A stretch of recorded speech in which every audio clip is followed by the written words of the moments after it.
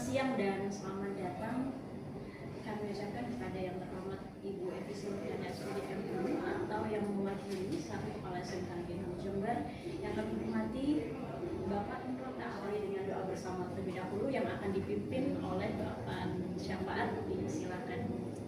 Assalamualaikum warahmatullahi wabarakatuh.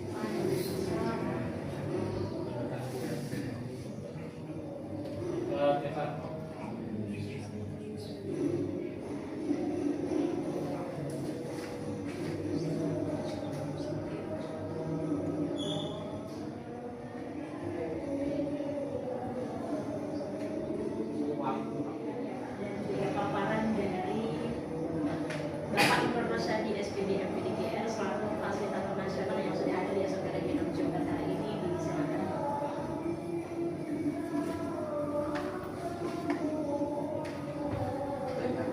Assalamualaikum warahmatullahi wabarakatuh. Bapak Ibu yang kami hormati, Anda, Pak Guru, Anda saja Pak.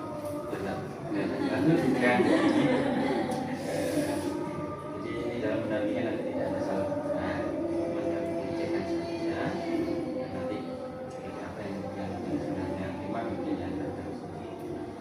Alhamdulillah kami tahun ini sudah sangat luar biasa. Mungkin selama kegiatan belajar dengan dari nanti ada sesuatu yang berguna, tidak di kelas, kerjakan tugas dan sebagainya. Termasuk kemarin pada hari di Surabaya, semuanya yang kembali PNS seperti itu. Kami baik pribadi maupun kelembagaan menyampaikan mohon maaf.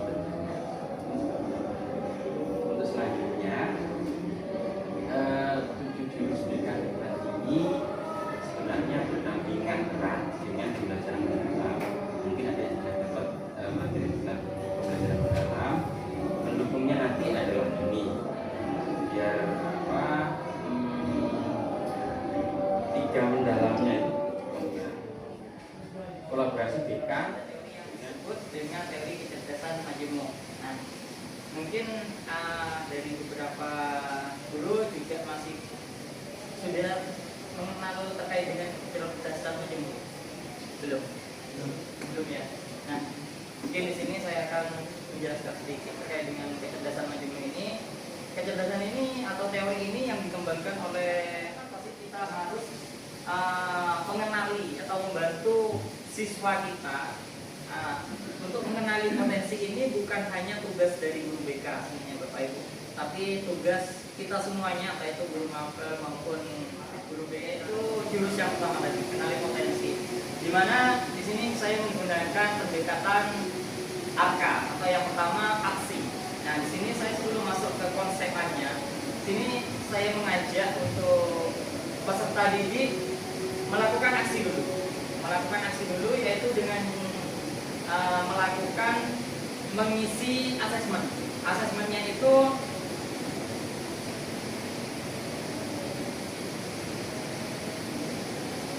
ini saya ajak peserta didik dari 10 BD1 itu, kebetulan saya pakai kelas tersebut, itu mengajak siswa tersebut mengisi asesmen yang di barcode ini, Bapak Ibu.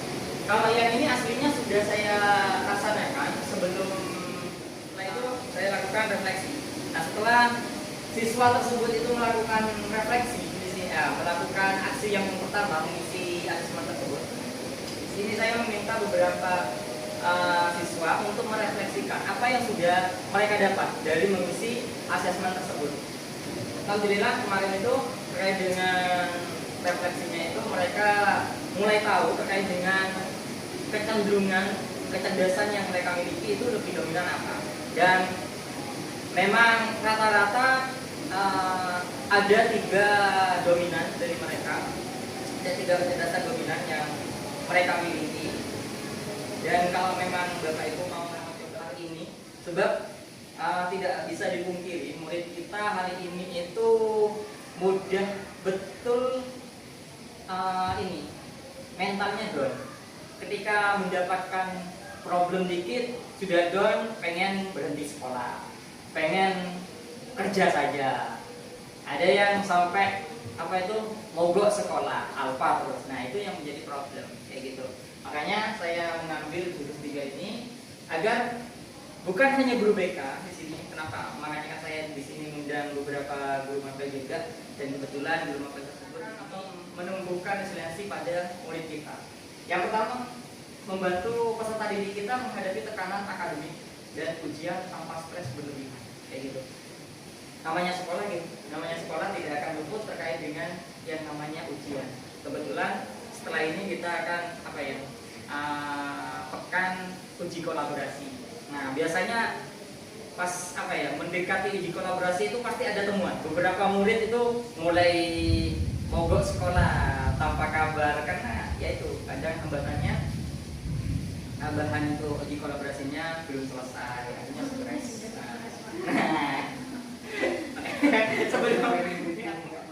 Karena sibuk dengan dirinya yang dekat. Terasa jauh. Kita selaku guru itu aslinya bisa menerapkan kayak gitu. Apalagi kita selaku wali kelas. Nah di sini saya kasih ini saya dapatkan dari pelatihan kemarin, yaitu dengan teori Berger. Nah teori Berger ini yang pertama ada 3.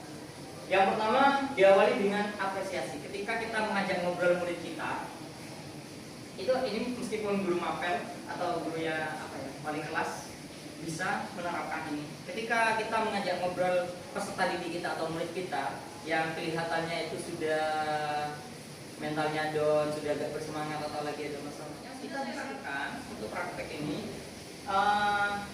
Praktek yang sudah dilakukan adalah membantu salah satu murid kelas 10 RL 3 dalam menetapkan planning karir setelah lulus sesuai dengan potensi yang dimiliki dengan layanan konseling individu.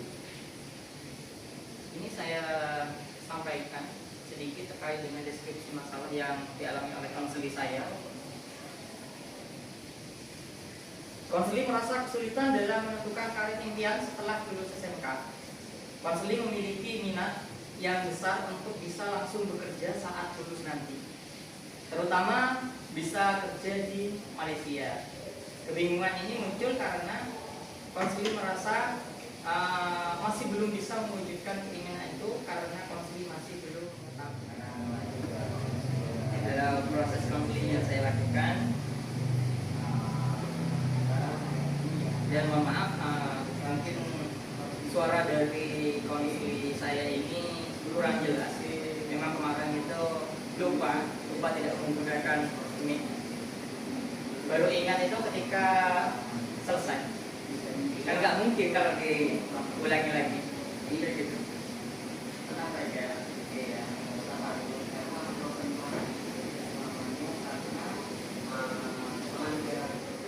Sebagai alat saya dalam melaksanakan konseling ini.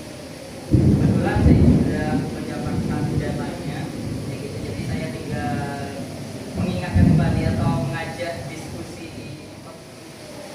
Mungkin itu yang dapat saya bagikan kepada Bapak Ibu. Mohon maaf apabila ada salah kata.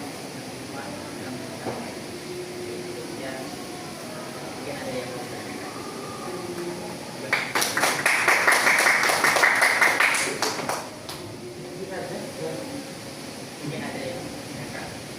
Putri selaku partner kerja dari Bapak Ulum, barangkali ada apa yang kolaborasi dengan Bapak Ulum, silakan Ibu.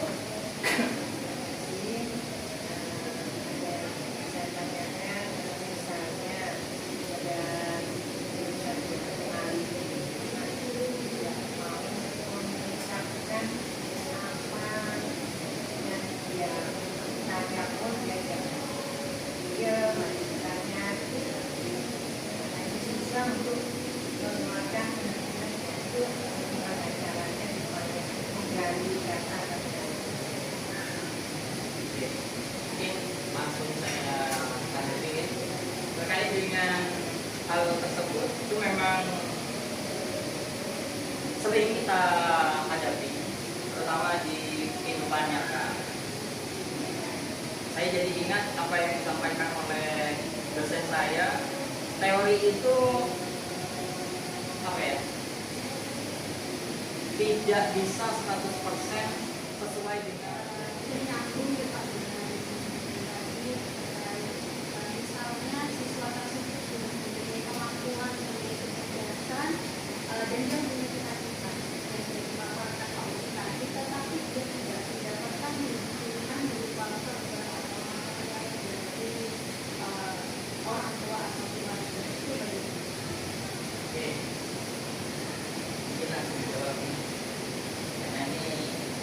judulnya berbagi praktik. Jadi berdasarkan pengalaman, bukan teori. Kalau teori wes sangat perfect gitu. Tapi kalau pengalaman, saya akui memang masih banyak peserta didik kita itu yang mengalami hal tersebut. Dan tidak satu dua yang bimbingan saya baru tadi juga saya menemukan, baru selesai ya Jumatan itu. Dari jam 9 saya baru selesai konselingnya pas jam 11 tadi. Yaitu menyampaikan bahwa kurang ada dukungan dari orang tua. Nah, yang bisa kita lakukan sebagai guru adalah yang pertama, kita harus berkolaborasi antar guru BK dan juga wali kelas. Juga kita kolaborasikan hasil, kita manfaatkan bersama. Setelah itu satu majani ya, untuk kenali potensi, nanti kita gunakan semaksimal mungkin untuk anak-anak yang ini. Oke, untuk pertanyaan lain, saya tertarik dengan sedikit saja. Tadi yang disampaikan Mas Guru sangat bagus. Pertanyaannya Bunda, bagaimana kalau anak-anak ini sudah protektif? Gimana protektif? Protektif. Bu, siapa namanya?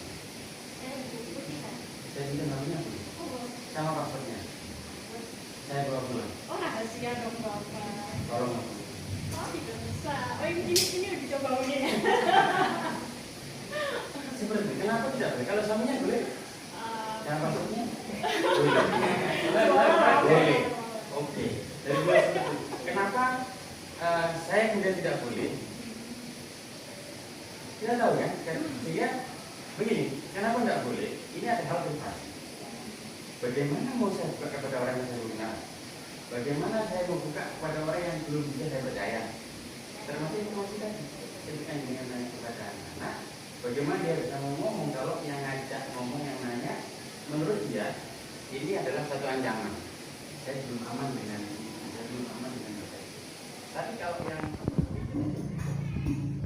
Hai, saya Putih Hakudrotin. Saya telah mengikuti praktik berbagi baik yang sudah dilakukan oleh Bapak Misbahul Ulum SPD, bahwa saya telah mendapatkan hasil yang sudah Bapak Ulum terapkan, yaitu assessment yang telah dilakukan kepada peserta didik kelas. Assessment tersebut terkait dengan multiple intelligency. Jadi dampaknya terhadap saya selaku guru mata pelajaran bahasa Indonesia. Jadi berdasarkan hasil assessment tersebut, nantinya saya akan menerapkan metode pembelajaran apa yang cocok sesuai dengan kecerdasan mereka masing-masing. Baik yang suka di linguistik, saya akan mengarahkan bagaimana pembelajaran bentuknya dengan linguistik. Bagi yang suka matematik, saya juga akan mengarahkan kira-kira nanti materi atau metode seperti apa yang cocok kepada